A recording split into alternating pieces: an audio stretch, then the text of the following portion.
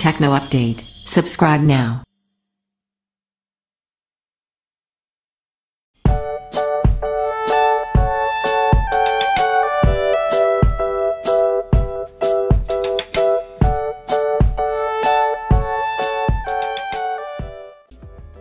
The phone ships with quite a few extra accessories that include a tempered glass screen protector, a soft TPU case, and a fast charger. When it comes to the design, the Z1 Pro stands out from many affordable phones due to its red paint job of all metal housing. It does look really good, but it was kind of hard to show the exact color of the phone on camera as the color changes under different lighting conditions. The overall build quality is just great, but I found the power button to rattle quite a bit. A 5.5-inch 1080p AMOLED display is very good. It's sharp, it's punchy, it has deep blacks and decent sunlight legibility. Also, the screen is covered with a Gorilla Glass 4. We have a 5 megapixels front-firing camera and LED notification light. Also, you can use either physical capacitive keys or on-screen navigation buttons.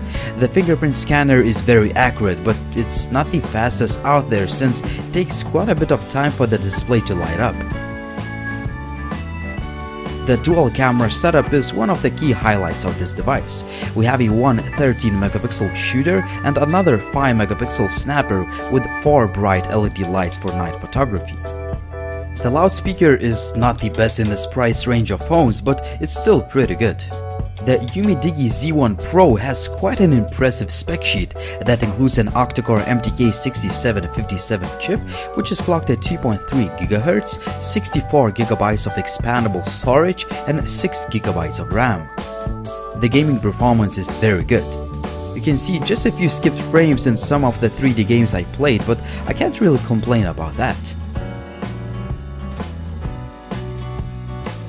The Android 7 based user interface is one of my favorite features of this device, since you get a pretty much stock Android experience with just a few extra features. Just to name a few, you can adjust the display settings, customize the LED notification light, or use the blue light filter. Most importantly, I found the phone to be working fast even after installing quite a few apps. The camera allows you to take decent daylight images that will look fine on social media, but honestly, I expected better results. The images usually lack detail, sharpness, the dynamic range adjustment is usually off, and the colors are not always accurate. You can use the dual camera system to take pictures with that shallow depth of field effect, but the results are not that impressive. It just looks at the camera, draws a circle around the main object and blurs it out artificially. The zoom feature works fine, but there is quite a bit of noise in the pictures. The low-light camera performance does not really impress either, as I expected higher quality images from a $280 phone.